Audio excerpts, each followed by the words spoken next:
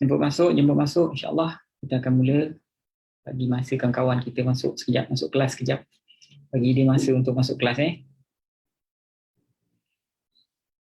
Hari ini kita akan sampai di ayat yang ke-8 daripada surah Yasin.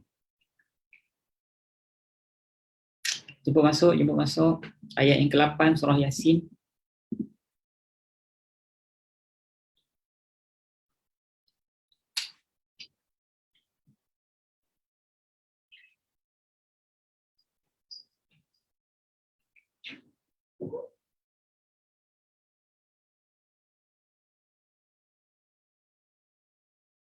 Jemput masuk.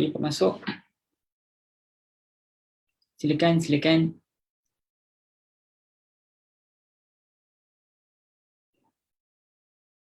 Tuan-tuan beritahu tuan-tuan berada di mana dan line di tempat tuan-tuan clear ataupun tidak.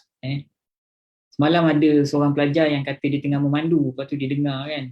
Jadi tuan-tuan kalau tengah memandu, hati-hati kalau nak dengar dia berhenti dulu tepi. Yang bagusnya nantilah kalau tengah memandu tu nanti sampai rumah nanti baru dengar Kecuali kalau tuan-tuan dalam perjalanan yang jauh lah. Tapi sekarang ni mana boleh jalan jauh-jauh kan.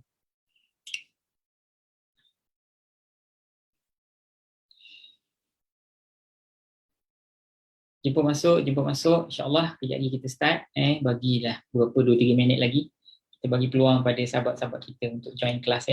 Kejap lagi kita start. Silakan siapa yang dah ada buka. Kalau siapa ada Quran kat depan, tapi kalau tak ada pun tak apa. Kejap lagi saya akan share ayatnya. Saya akan share, nanti tuan-tuan tengoklah ayat yang ke-8 ni. Boleh baca dulu, tengok dulu makna dia lebih kurang.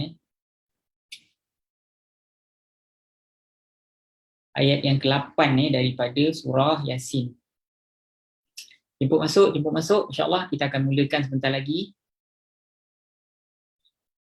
Siapa yang dah masuk, tolong bagi tahu tuan-tuan berada di mana. Tuan-tuan berada di mana dan line di tempat tuan-tuan clear ataupun tidak.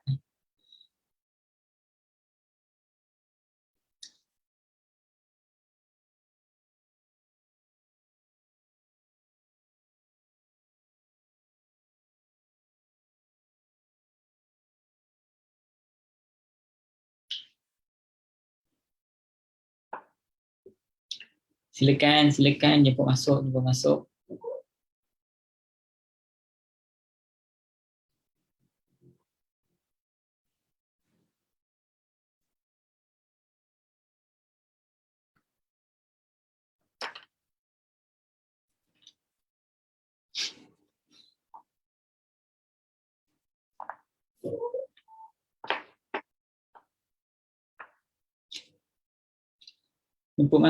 masuk.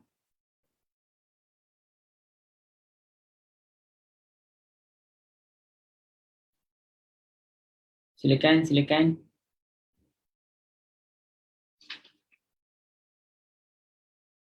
Saya dah macam promoter lah.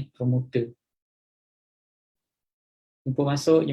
Silakan. InsyaAllah kita akan mula sebentar lagi. Bagi peluang untuk sahabat-sahabat kita yang lain untuk datang, untuk masuk kelas.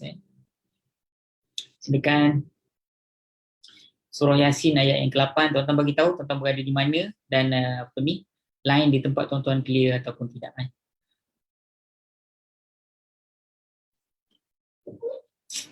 Jemput masuk.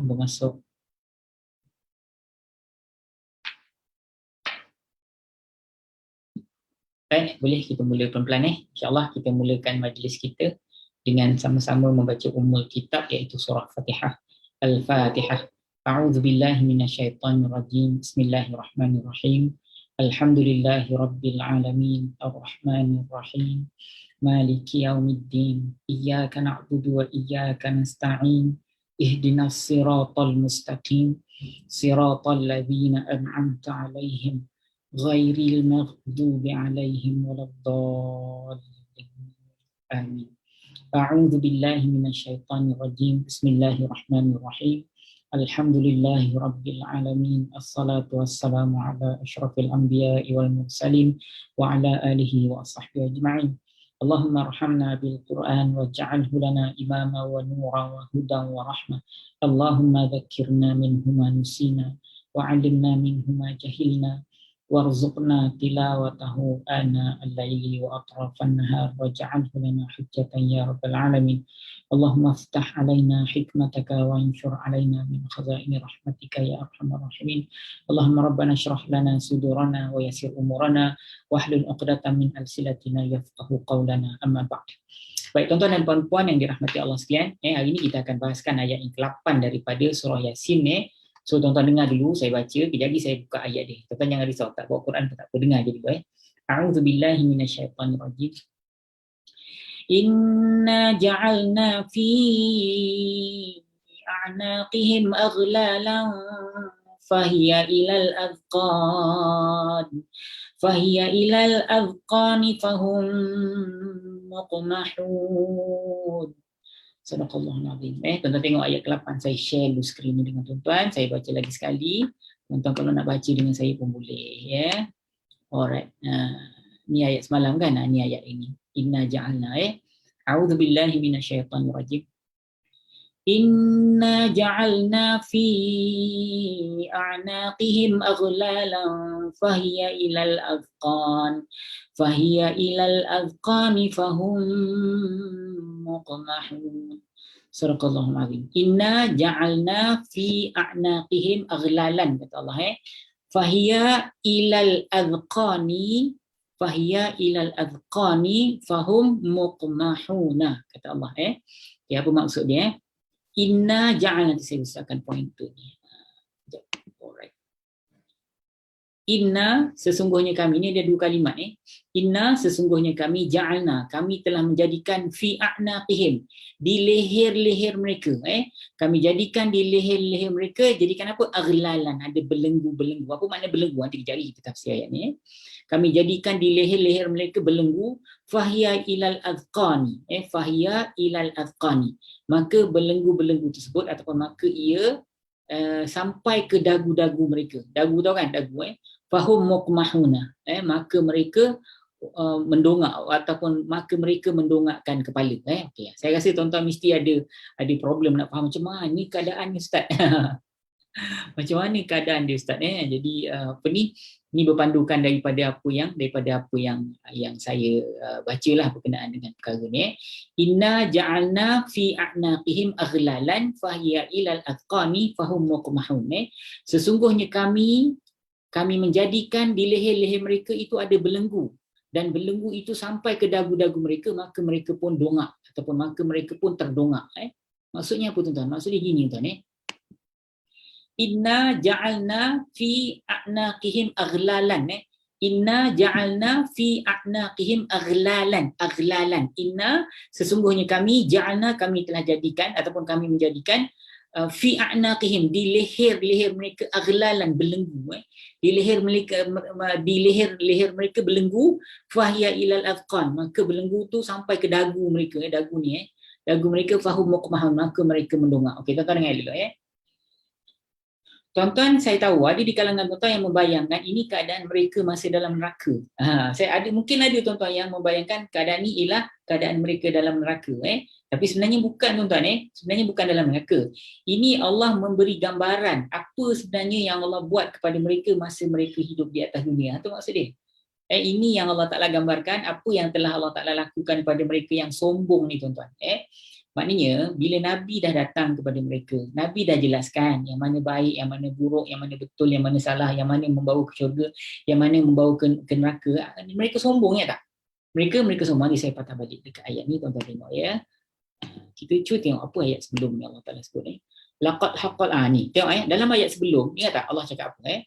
Allah beritahu kita, sesungguhnya telah pastilah berlaku keputusan ataupun perkataan Allah itu ke atas kebanyakan dari mereka. Fahum la yu'minun, mereka itu tidak beriman. Maknanya Allah Ta'ala nak menyebut apa yang Allah Ta'ala janjikan kepada mereka itu, apa yang Allah Ta'ala janjikan, keburukan, bencana ataupun musibah yang Allah Ta'ala janjikan itu akan terjadi ke atas kebanyakan dari mereka. Mereka masuk neraka ke apa ke, akan terjadi ke atas kebanyakan daripada mereka. Maknanya kalau kita sebut pada pertemuan kita yang lepas, maknanya sebab bertabat, okeylah. So mereka itu tidak beriman. Mereka yang Allah Ta'ala kenakan musibah ke atas mereka tu ialah mereka-mereka yang tak sempat bertaubat ataupun mereka tidak beriman. Mereka sombong dengan Allah, mereka sombong dengan Nabi tersebut. Jadi di sini Allah Ta'ala umpamakan mereka. Inna ja'alna fi a'naqihim aghlalan, kata Allah. Okey, macam ni tuan-tuan. Ini Allah gambarkan kesombongan mereka dekat atas dunia tu, tuan-tuan. Jadi kalau tuan-tuan tengok orang jenis ni tak nak kembali kepada Allah, sebenarnya itu sengajalah. Bukan sengaja, tuan-tuan tahu. Itu Allah Ta'ala ni sebab terlampau jahat sangat. Jadi Allah Ta'ala kata seolah-olah kami letak dekat leher mereka ni belenggu. Tuan-tuan tahu apa makna belenggu? Saya sebenarnya pun tak tahu belenggu tu apa. Tapi yang penting belenggu tu ialah mengikat seseorang, memastikan orang tu berada di position yang sama dan tak boleh nak bergerak-gerak. Jadi antara belenggu yang biasa kita kalau dapat gambaran, kalau tuan-tuan tengok filem-filem lama yang perhambaan dan sebagainya kan, ada yang dia letak satu kayu, kemudian masukkan kepala, lepas tu tangan belah kiri masuk dekat lubang kiri, kanan, kepala pun masuk satu lubang, atau belenggu. Ataupun belenggu yang lain, kadang dia nak angkut orang tu daripada satu tempat ke satu tempat yang lain, dia letaknya satu kayu, kan tak? Kayu, tiap-tiap orang dia letak kayu, dia kunci kat sini. Jadi antara kayu orang ni dengan orang belakang tu diikat rantai. Ataupun daripada orang ni dengan orang depan diikat rantai. Tapi tiap-tiap orang tu ada belenggu dia letak kat situ tau. Kalau nak dapat gambaran belenggu macam tu lah. Wallahualam macam mana rupa yang sebenar lah. Tapi ini mungkin benda tu popular ataupun dikenali orang pada zaman tu. Jadi Allah Ta'ala kata, kami letak belenggu di leher mereka sampai ke dagu mereka. Maksudnya apa? Belenggu, kalau tuan-tuan tengok dalam cerita, dalam kisah-kisah ataupun filem-filem lama, belenggu tu kalau diletak dekat sini, orang masih boleh berjalan kan? Masih boleh berjalan.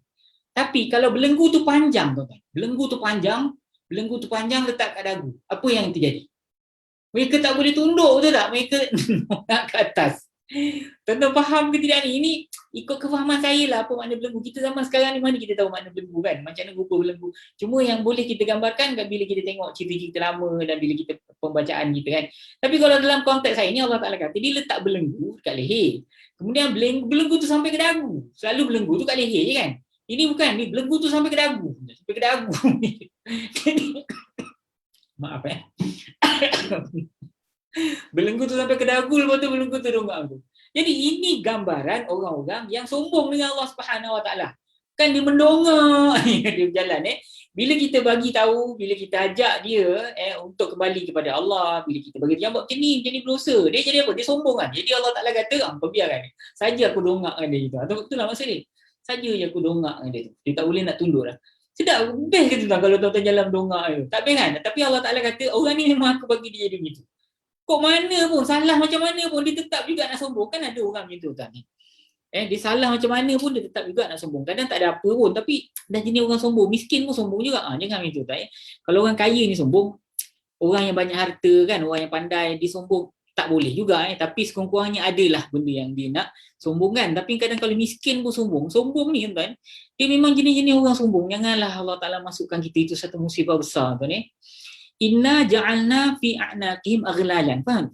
Ini perumpamaan ataupun seolah-olah orang yang orang yang diseksa oleh Allah, seperti mana Allah yang sebut ni, orang yang berhak mendapat siksaan Allah itu, Allah Ta'ala kata inna ja'alna fi a'naqihim aghlalan.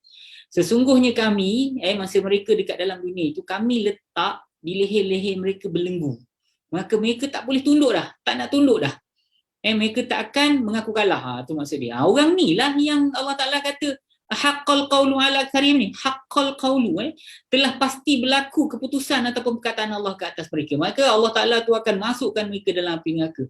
Sampai mati pun tak sempat bertaubat. Ini jenis apa tuan-tuan? Jenis orang sombong sangat tuan-tuan. Jenis orang yang sombong sangat. Bagi penerangan, bagi penjelasan, Nabi datang pun tak nak dengar juga. Jadi Allah Ta'ala kata Allah letak belenggu di leher-leher mereka. Fahiya ilal afqani. Belenggu-belenggu tersebut sampai ke dagu-dagu mereka. Ingat tak tadi saya buat perumpamaan tadi belenggu selalu ngam-ngam kat leher, tapi Allah panjangkan sampai kat dagu, jadi mereka pun terdongak. Fahum mukmahun. Maka mereka pun terdongak ke atas, jalan sambil mendongak. Itulah kelakar orang yang sombong. Sebenarnya tuan, orang sombong ni sebenarnya kelakar. Orang yang sombong ni sebenarnya kelakar. Memang kelakar. Tak adalah kaya mana kadang-kadang. Tuan-tuan ada kan orang gitu. Nak kata kaya sangat pun tidak juga kan. Kalau dekat kampung dia boleh lah, ataupun dekat tempat penempatan dia, ataupun dikelilingi orang-orang yang miskin-miskin ke kat tepi tu, ataupun dikelilingi orang yang bodoh-bodoh kat tepi tu, mungkin dia pandai lah. Tapi bila dia pergi satu dunia yang lain, dia pergi satu tempat yang lain yang lebih civilized contohnya kan. Jadi kalau dia nak bawa kesombongan dia kat tempat tersebut, jadi memang kelakar lah. Ya, ataupun tuan-tuan percaya tak tuan-tuan? Orang kan kalau dia kaya macam mana pun, tapi kalau dia sombong, tuan-tuan tak suka kan dia tau. Tuan-tuan kalau ada keperluan je lah pergi cari dia. Katalah dia bos kita ke, dia mak kita, ada mak yang sombong banyak, bapak yang sombong banyak, adik yang sombong banyak, kakak yang sombong banyak, sombong tak tahu siapa semua. Nak kata kaya sangat pun tidak juga, kaya lah, abang kaya sikit lah kaya, ataupun baru nak kaya sombong. Jadi tuan-tuan, orang yang sombong ni kelakar tau. Dia rasa semua orang suka kat dia, padahal semua orang menyampah kat dia. Jadi apa ni, Allah Ta'ala sebenarnya kalau jenis orang macam tu tuan-tuan, Allah Ta'ala memang dia mungkin termasuk dalam golongan yang Allah Ta'ala sebut ni. Letak belenggu, lepas tu panjangkan belenggu tu. Dia tak boleh nak tunduk. So tuan-tuan, doa banyak-banyak tuan-tuan. Kita jangan ikut jadi orang macam ni. Orang macam ni tuan-tuan, Allah Ta'ala memang murka betul kat dia. Dia nak jadi, dia ambil sifat Allah sombong. Kalau Allah sombong, tak apalah, memang sesuai. Ataupun layaklah Allah Ta'ala itu bersifat dengan sifat sombong dan angkuh. Sebab apa? Sebab dengan kekuasaan dia, dengan kebijaksanaan dia, dengan apa yang dia buat, dengan apa yang dia beri kat kita. Jadi kalau dia nak sombong dalam Al-Quran kan banyak Allah Ta'ala kata.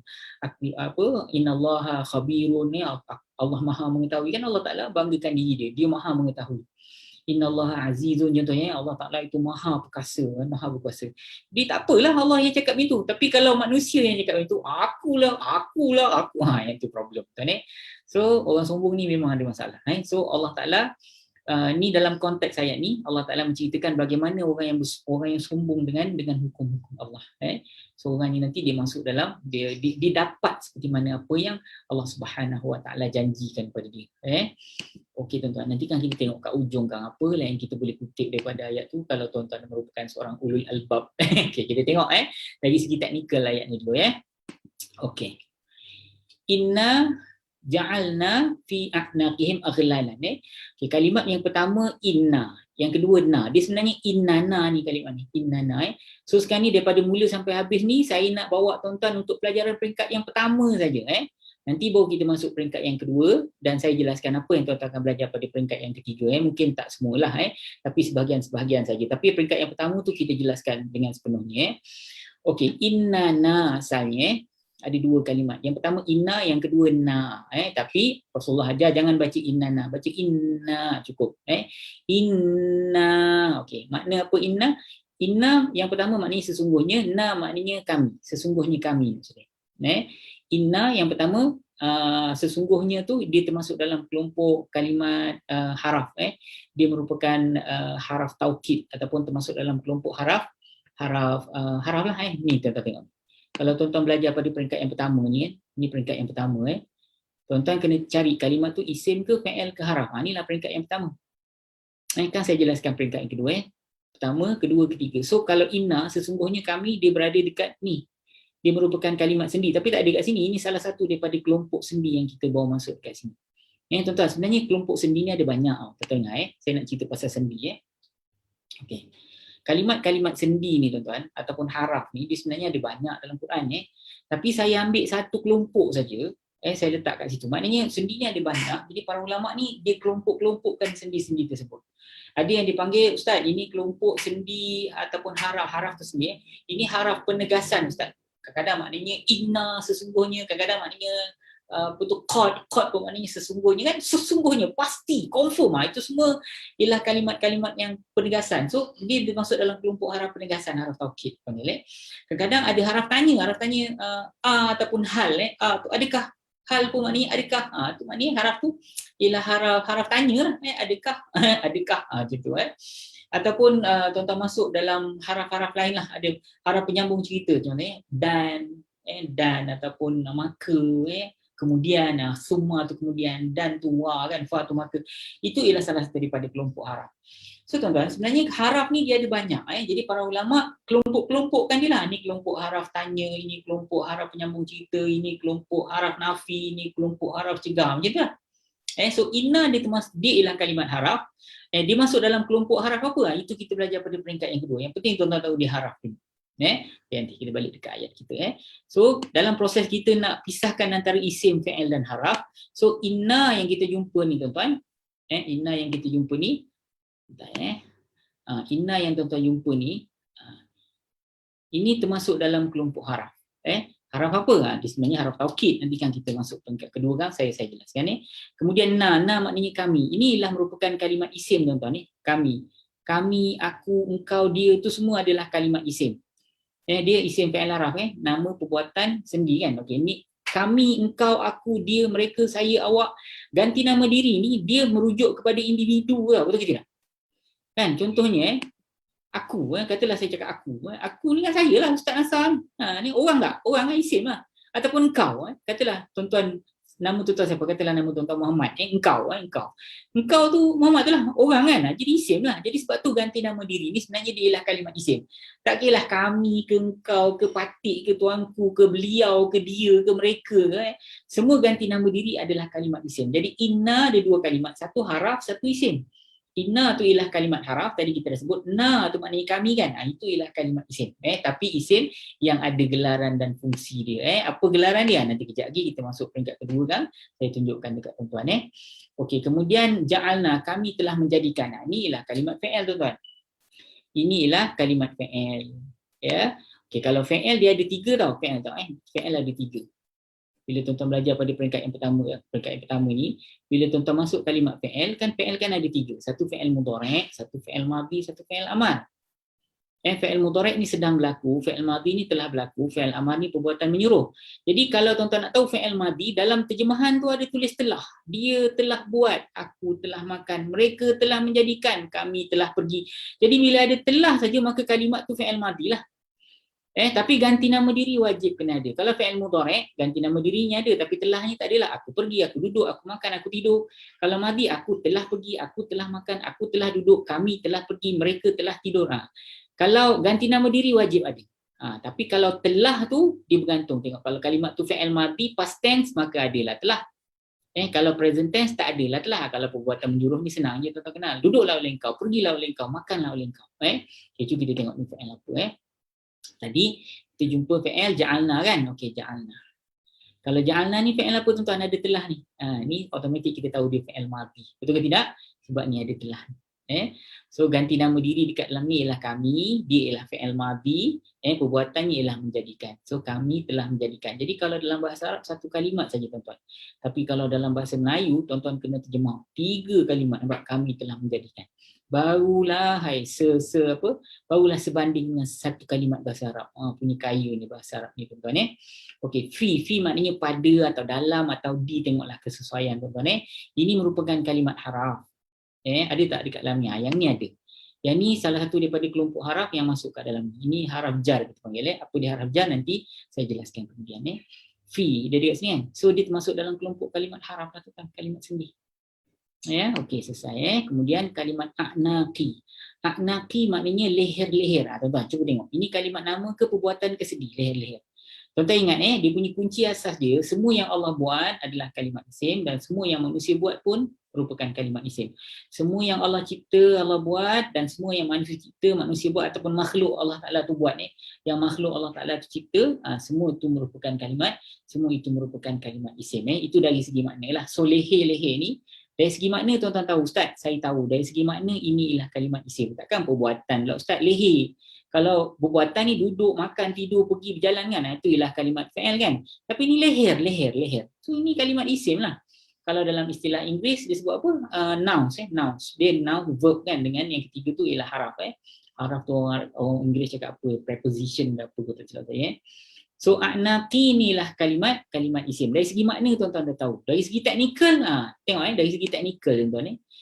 Kalau dari segi teknikal, mungkin di pangkal dia letak alif lam. Kalau tak ada alif lam, tanda yang kedua mungkin ujung dia ada tanwin. Kalau tak ada dua-dua ni, mungkin ujung dia baris bawah. Salah satu daripada tiga ni, ini ialah tanda teknikal yang menunjukkan kalimat itu ialah kalimat isim. Ini selain daripada makna lah. So makna tuan-tuan tahu Ustaz, itu confirm kalimat isim. Tapi dari segi teknikal ada tak? Okey, tengok Ada Ustaz, alif lam memang tak ada. Tanwin memang tak ada, tapi hujung dia baris bawah Ustaz. So, tuan-tuan ni dua kalimat tau. Tuan-tuan jangan Ustaz ni mim ni akhir bukan, mim ni kalimat lain. Him ni kalimat lain ni, a'naqi, ni kalimat. So tuan-tuan, inilah kalimat isim. Tanda isim dekat dalam kalimat ni ialah hujung di baris bawah. Nampak tak? Alif lam memang tak ada, tanwin memang tak ada. Tapi ada tanda yang ketiga iaitu hujungnya berbaris bawah. Inilah kalimat isim. Kemudian him. Him maknanya mereka, ini juga merupakan kalimat isim. Tapi isim yang ada gelaran dan fungsi. Apa gelaran dia? Gelaran dia isim ganti nama diri. Itu pelajaran peringkat yang kedua.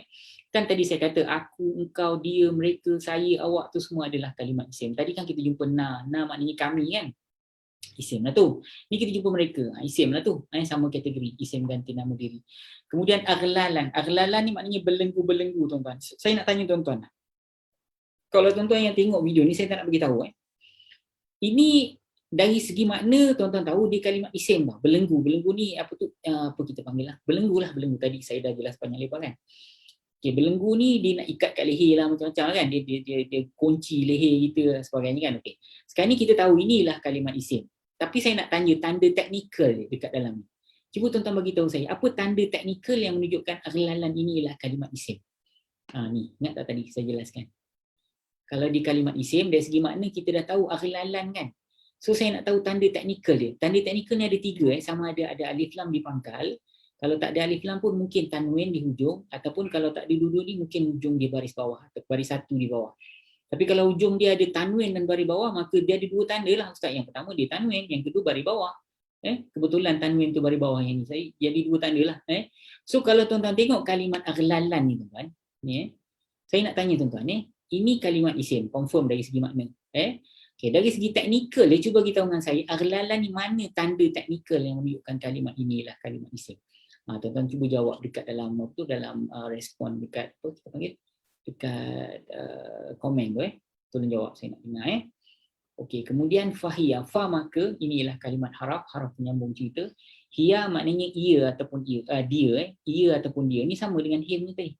Ini merupakan kalimat isim, tapi isim yang ada gelaran dan fungsi. Gelaran dia apa? Gelaran dia isim ganti nama diri. Kejap lagi saya pergi peringkat yang kedua, cerita pasal haraf, cerita pasal isim yang ada gelaran dan fungsi untuk ganti nama diri. Ila kepada, ini merupakan kalimat haraf kan? Ke ataupun sampai ke. Ila ni maknanya ke. So kalau ke dia isim ke fi'il ke haraf tuan-tuan. Ila ni sebenarnya ada kat sini juga. Dia merupakan kalimat haraf. Ini kelompok haraf apa Ustaz? Ni kelompok haraf jar, J-A-R-R. Apa dia haraf jar? Nanti kita jelaskan. So ada kat sini. Tadi kita jumpa fi kan, ni kita jumpa ila. So dua-dua tu merupakan kalimat sendi ataupun kalimat haraf. Okey.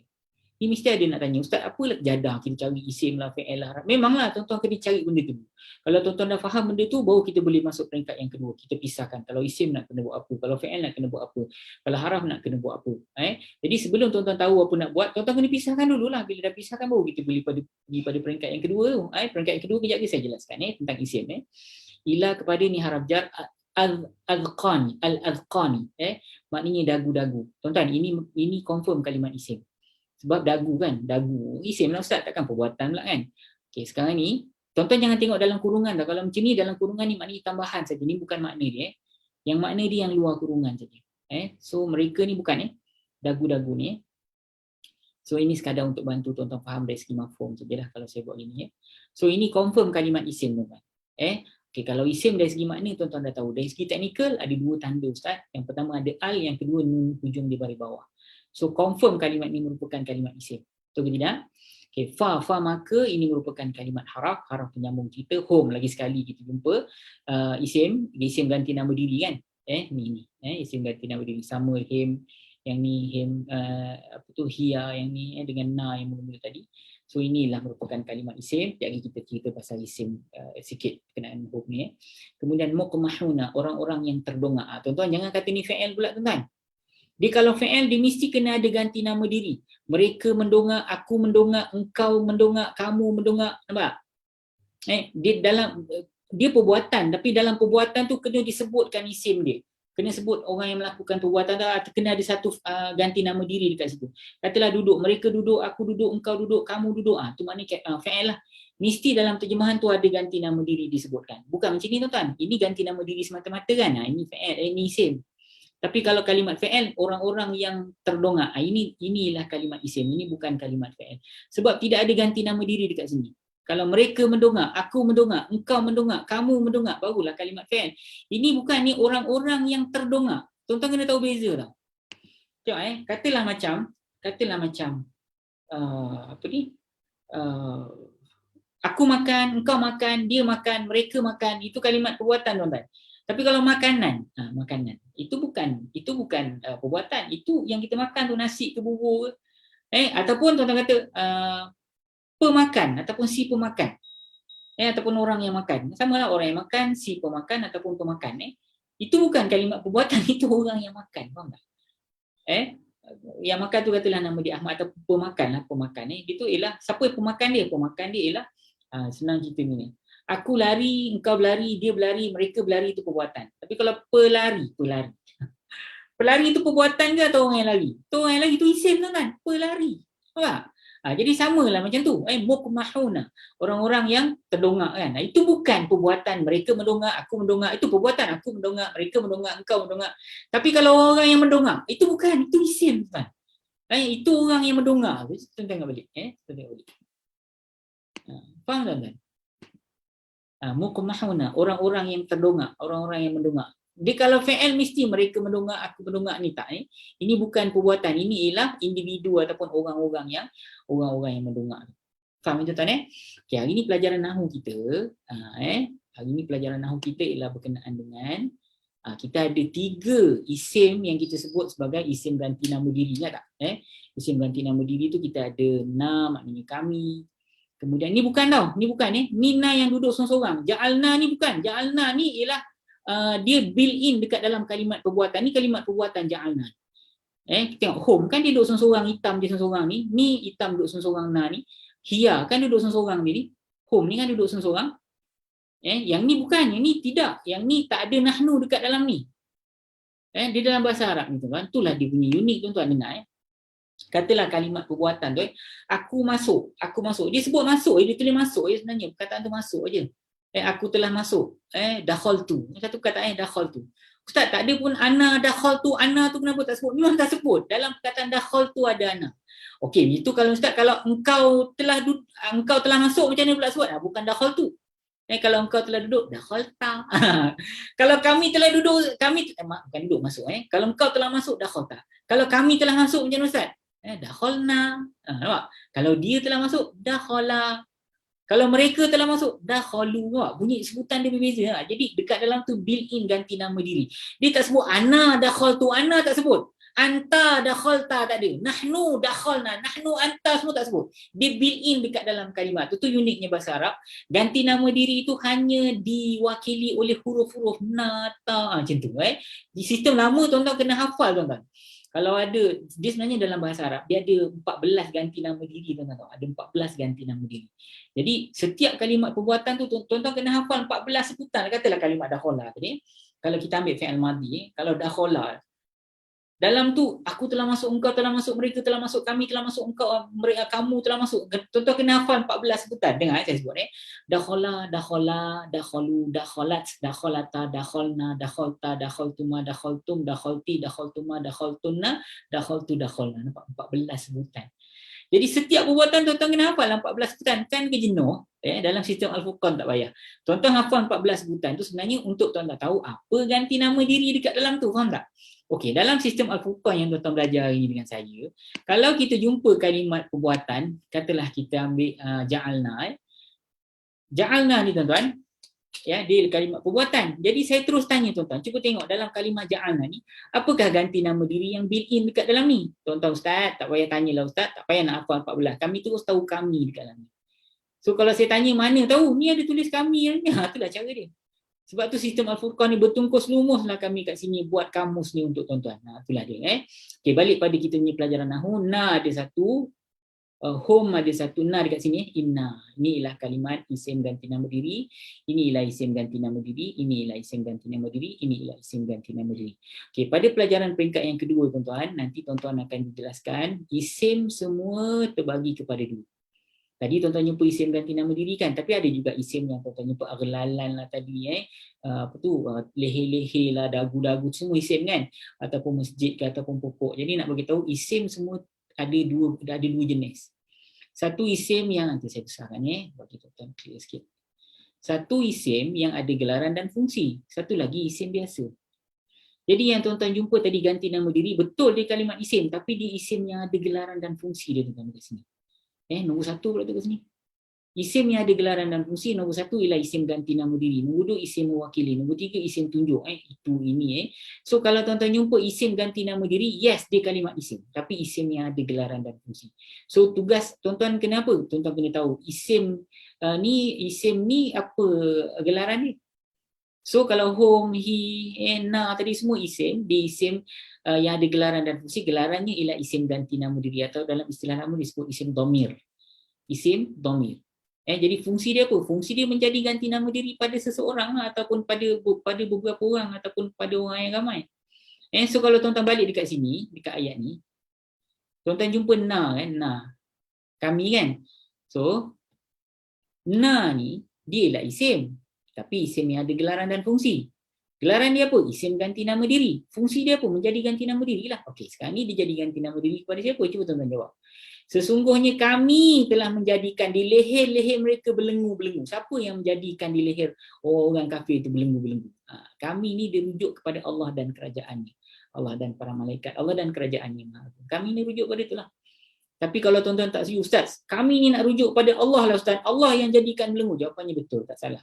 Tapi dari segi teknikal salah. Kenapa teknikal salah? Sebab kami tu ramai. Jadi untuk selamatkan perkara tersebut, kita kata kami ni rujuk kepada Allah dan kerajaannya. Itu maksudnya. Okay, him. Him ni ialah isim ganti nama diri juga. Betul ke tidak tuan-tuan?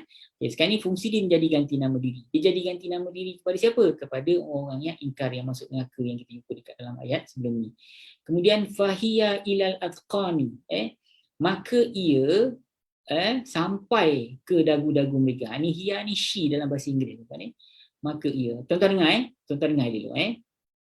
Sesungguhnya, nanti saya katakan sikit sesungguhnya kami telah menjadikan di leher-leher mereka belenggu-belenggu. Kami jadikan di leher-leher mereka belenggu-belenggu. Maka ia kami sampaikan. Maka ia, benda tu kami letak sampai ke dagu-dagu mereka. Kami panjangkan sampai ke dagu-dagu mereka. Apa yang Allah Ta'ala letak ataupun apa yang Allah Ta'ala sampaikan ke dagu-dagu mereka tu? Apa dia yang Allah Ta'ala panjangkan sampai ke dagu-dagu mereka sampai dia tak boleh nak tunduk sembunga. Apa yang Allah Ta'ala panjangkan? Aghlalan ni lah. So hiya ni dia ialah isim ganti nama diri, betul ke tidak? Jadi dia ni jadi ganti nama diri lah fungsi dia kan. Ganti nama diri kepada apa atau siapa? Dia ni yang diganti nama diri kepada aghlalan. Aghlalan ni dia rujuk kepada aghlalan ataupun menjadi ganti nama diri kepada aghlalan. Faham tuan? Contohnya macam ni lah tuan. Saya memandu kereta saya ke sekolah. Saya memandu kereta saya ke tempat kerja. Ia telah rosak hari ini. Ia tu rujuk pada siapa? Rujuk pada kenderaan lah maksudnya itu. So kami jadikan belenggu-belenggu di leher mereka. Kami panjangkan ia sampai ke dagu-dagu mereka. Kami panjangkan ia sampai ke dagu-dagu mereka. So kami panjangkan ia. Ia tu rujuk pada apa? Ia tu rujuk pada belenggu tu lah. Faham tak? Tu fungsi kalau kalimat ganti nama diri ni, isim ganti nama diri ni, tuan-tuan kena tahu dia berfungsi kan, dia jadi ganti nama diri kepada siapa. Kemudian yang terakhir ialah hum. Hum maknanya mereka. Fahum muqmahum. Maka mereka orang-orang yang terdongak. So mereka ni rujuk pada siapa tuan-tuan? Mereka rujuk pada siapa tuan-tuan? Mereka rujuk kepada orang-orang yang kafir ataupun orang-orang yang ingkar tu. Faham ke tidak? So tuan-tuan, ini dia punya banyak benda sebenarnya kalau kita boleh bahas tentang apa sebenarnya tujuan Allah Ta'ala sampaikan ayat tu pada kita. So hari ni saya nak bagi kerja rumah kat tuan-tuan, cuba tuan-tuan duduk tenung kenapa lah Allah Ta'ala cerita. Senang aja. Antara yang paling mudah sekali, Allah tak nak kita jadi orang macam tu, Allah tak nak kita jadi sombong macam tu, nanti kita dapatlah jadi macam tu. Tuan-tuan fikir sendiri duduk tenung. Apalah Allah Ta'ala nak sampaikan dekat aku ni bila Allah Ta'ala cerita macam ni. So tuan-tuan, siapa yang nak join kita, kelas kita, tuan-tuan pergi ke type saya berminat dan WhatsApp ke 0195119000. Tapi tuan-tuan tolong banyak-banyak tolong share program ni tuan-tuan. Bagilah maklumat ataupun bagilah kemudahan kepada orang lain juga untuk faham Al-Quran, biar dia dapat maklumat supaya ramai orang Malaysia boleh faham Al-Quran. Ya. Tapi kalau tuan-tuan nak belajar dengan sistematik, pergi ke 019-5119-1000 dan type kat situ saya berminat. Nanti tahulah admin Al-Furqan akan bantu tuan-tuan. Ya. Apa lagi yang saya nak cakap dengan tuan-tuan? Okey, tak ada. InsyaAllah, terima kasih atas perhatian. Nanti kita jumpa. Kita jumpa pada pertemuan kita akan datang. Apa ni, nanti admin akan beritahu bila pertemuan kita yang seterusnya. Wallahu alam. Assalamualaikum warahmatullahi wabarakatuh.